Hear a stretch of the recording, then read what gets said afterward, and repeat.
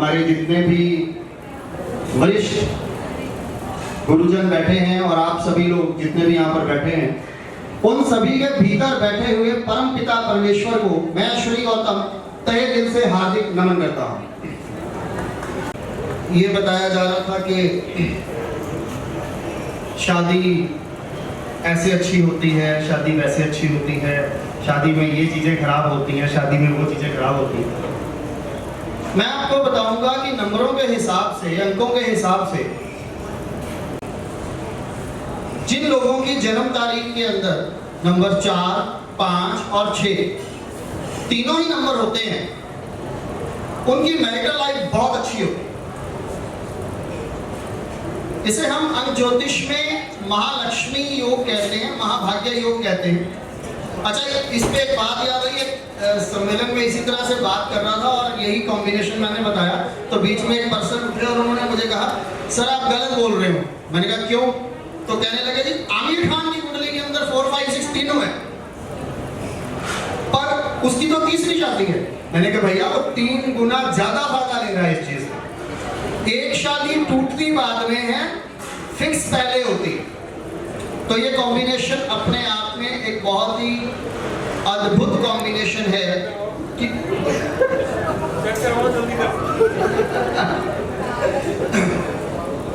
ये कॉम्बिनेशन अपने आप में एक बहुत अद्भुत कॉम्बिनेशन है।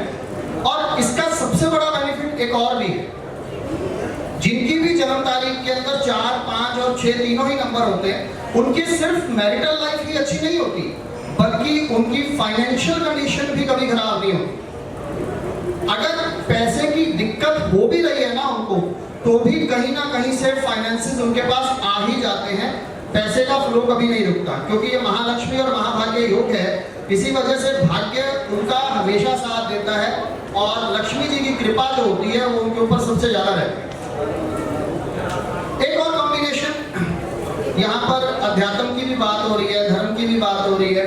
जितने भी बहुत सारे लोग यहाँ पर बैठे हैं, उनमें बहुत सारे लोगों की डेट ऑफ बर्थ के अंदर 3, 5 और 7 तीनों ही नंबर नहीं होंगे।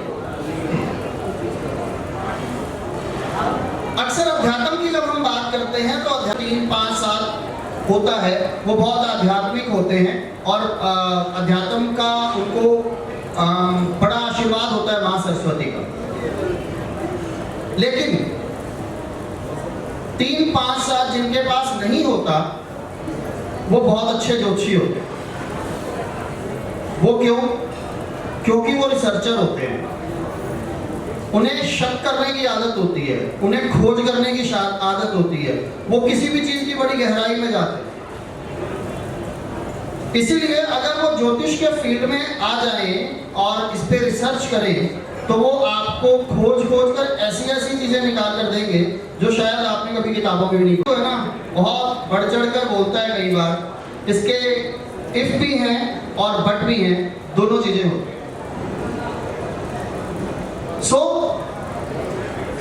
ये तो बात चलो कॉम्बिनेशंस की थी। एक बहुत बड़ी प्रॉब्लम जो मैंने देखी, न्यूमरोलॉजिस्ट बहुत सारे लोग करते हैं, न्यूमरोलॉजी सीख ली, बड़ी जल्दी से नंबर निकाले, फटाफट से कोई एस्ट्रोटॉक पे आ रहा है, कोई कहीं आ रहा है, कोई कहीं आ रहा है, नंबर लगाए, फटाफट से जवाब देने शुरू कर दिए और बाद में प्रेडिक्शंस गलत हो जाती है। मैं एक सूत्र इसमें आपको और ऐड करना चाहता हूं कि अगर आप न्यूमरोलॉजी को एस्ट्रोलॉजी के साथ जोड़कर प्रेडिक्ट करेंगे तो आपकी प्रेडिक्शन में कभी गलती नहीं होगी। और इसके लिए फॉर्मूला यहां पर मैं आपको दे रहा हूं। 12 राशियां हमारी और 9 नंबर, टोटल आंकड़ा हुआ 108 का। और न्यूमरोलॉजी के प्रश्न शास्त्र के अंदर भी 108 नंबर को ही सबसे ज्यादा इंपॉर्टेंस दी जाती है। तो इन 108 नंबर को 12 राशियों में अगर आप इक्वली डिवाइड कर देते हैं, जैसे फॉर एग्जांपल मेष राशि को आपने दिए 1 से लेकर 9 नंबर, 10 से लेकर 18 तक आप वृषभ राशि को दे रहे हैं, मिथुन को दे रहे हैं 19 से लेकर 27 नंबर तक। तो कंटिन्यू करते करते आप 100 से लेकर 108वां जो नंबर है वो आप मीन राशि के अंदर दे देंगे। और हर राशि को एक पर्टिकुलर नंबर का 9 का, उसमें नंबर 9 ही है, 1 से लेकर 9 तक ही है। जब आप उसको सम करेंगे तो 9 ही नंबर आएंगे। लेकिन आपको एक आंकड़ा मिल जाता है किसी प्लैनेट का अच्छी और बुरी पोजीशन चेक करने का नंबर होता है। फॉर एग्जाम्पल, बुध कन्या राशि के अंदर उच्च के होते हैं, और अगर मैं इस कैलकुलेशन के हिसाब से लूं तो 45 से लेकर 54 का आंकड़ा जो है वो कन्या राशि का है, और अगर मैं उसमें बुध का नंबर लूं तो 50 का नंबर आता है, यानी 50 नंबर रिप्रेजेंट करता है उच्च के बुध को। अब अक्सर सबसे बड़ी गलती हम लोग न्यूमरोलॉजिस्ट क्या करते हैं, नाम सेट करने के अंदर करते हैं, फटाफट से आज नाम सेट कर दो, ये कर दो, वो कर दो, बाद में रिजल्ट नहीं आते, उसके बाद फिर कहते हैं यार नाम से कुछ नहीं है। आपने क्या ये देखा कि आप 5 नंबर पे उसका नाम लेकर आ रहे हैं या 5 नंबर उसको इंप्लीमेंट करवा रहे हैं, आपने चेक की उसकी कुंडली कि उसका बुध कहाँ था? नंबर यूज करने का मतलब ही है कि आप उस प्लैनेट को छेड़ रहे हैं, आप उस प्लैनेट को एक्टिवेट कर रहे हैं, और उसकी कुंडली में बुध नीच है और आप उसको 5 नंबर दे रहे हैं। आओ कैसे रिजल्ट आएंगे?